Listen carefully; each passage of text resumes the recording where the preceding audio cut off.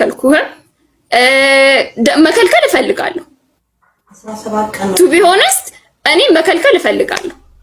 ምክንያቱም ልጄን አንተ ገንዘብ እያደረክ እንዲያደረኩ እያልኩ አደባባይ አራጣ አበዳሪ የማያወራውን ወሬ ለልጅክ ለገዛ ልጅክ ልጄ ብለክ መተክ ልትሰራበት ያው ማክም አይደለም። እዚህ ጋር እሱ አንድም አንቺን አልኮነንም፣ የደረሰበትን ብቻ ነው የተናገረው። ሶ አንቺ የተናገረውን ትክክል ነው ወይም አይደለም ነው እንጂ ማለት ያለብሽ እንደ አራጣ አበዳሪ ደጋግመሽ ያደረከውን አወራክ ምናምን ስትዩ ላይክ እኔ ቀድመሽ ጃጅ እያረግሹ ነው። ሶ ታዩ ህዝቡ ይፍረድ፣ ህዝቡ ይስማና የሁለታችሁንም ሰምቶ ማንጋ ሀቅ እንዳለ ይፍረድ እንጂ አንቺ ቀድመሽ እኔ ጻድቅ ነኝ እኔ ንጹህ ነኝ አንተ ብቻ ነህ ቆሻሻ አንተ ብቻ ነህ ኃጢአተኛ እያልሽ ነው። እንዲህ አድርጓል።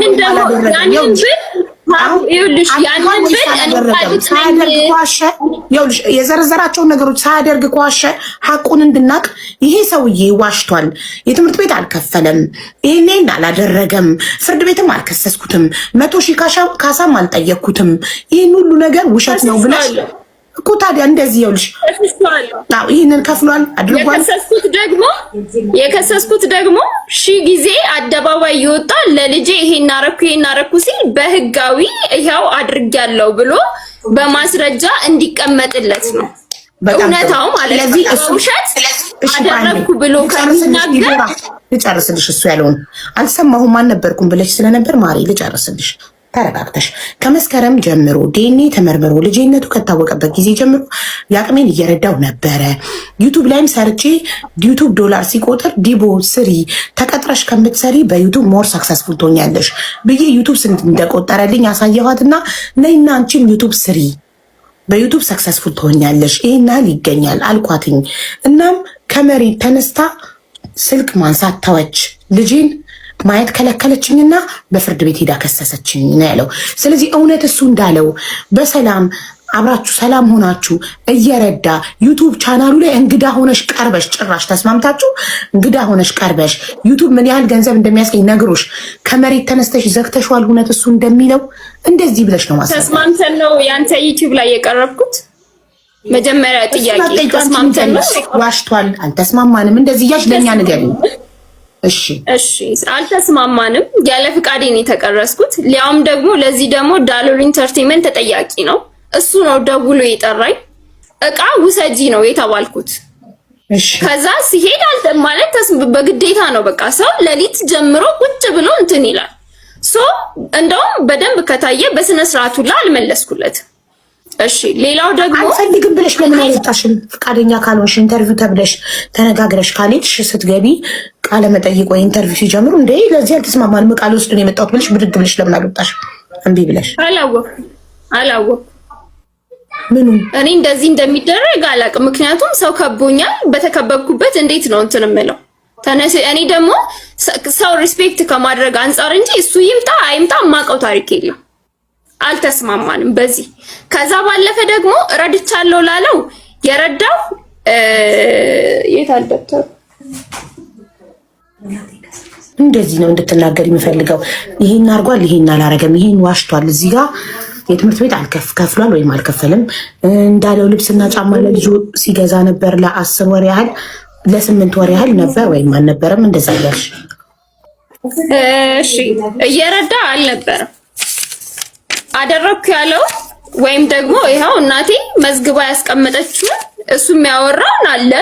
እናቴ የመዘገበችውን ደግሞ እሺ እናትሽ የመዘገበችውን ለይና እዚህ ጋር እሱ የተከተናገራቸው ውስጥ ኤክስ ራይት አደርጋለሁ እኔ። እሺ ቆይ ለምን ይሄው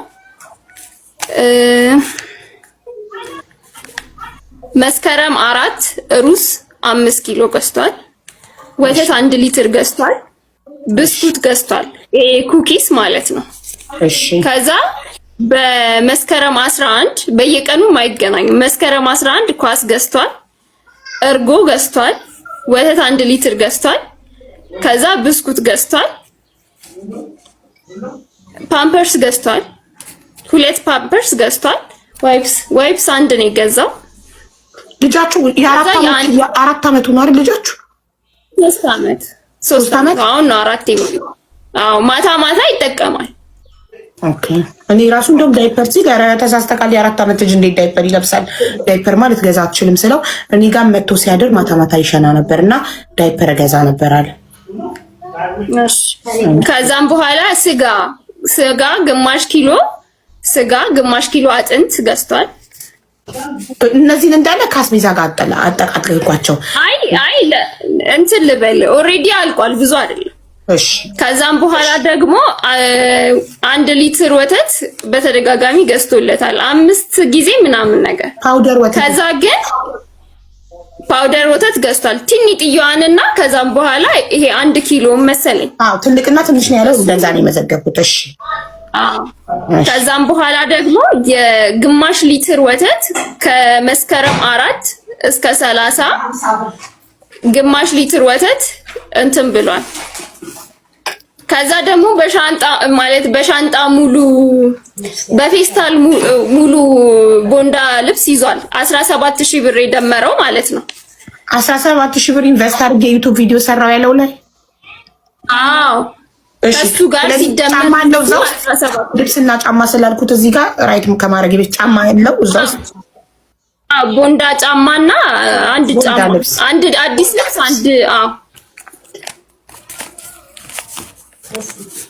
እሺ ቦንዳ 3 ነው። እሺ የትምህርት ቤት ክፍያ ከፍሎ ያውቃል? 1 ወር የጥቅምት 2500 ብር የትምህርት ቤት ክፍያ 1 ጊዜ ብቻ ነው የከፈለው። 1 ጊዜ ብቻ። ኦኬ እሺ 4000 ብር በወር ይሰጥ ነበር? በጭራሽ። ኧረ በህልሙም 400 አይሰጥም። አይደለም 4000 ብር 4 ብር አይሰጥም። የለኝም ነው የሚለው። ከቶ ማያውቅም 4000 ብር አንዴም በህይወቱ በጭራሽ። ዴኔ ተመርምሮ ነው የሚበዛው። ዴኔ ተመርምሮ አባትነቱ ከታወቀ ጀምሮ ለ8 ወር ምንም በቃ ይሄን ብቻ ነው ያደረገው። ከዛም በኋላ ደግሞ ነገሩ በጣም እየተባባሰ ሲሄድ እኔ አልፈልግም ብዬ ከመሃል ወጣው። እኔ ማግኘት አንተን ስለማልፈልግ ብዬ ቁጥሩን የእናቴን ሰጠሁትኝ። ከዛም በኋላ የምታሳየው እሷ ናት። ይሄን ሁሉ ሲያደርግ የምትጽፈው እሷ ናት።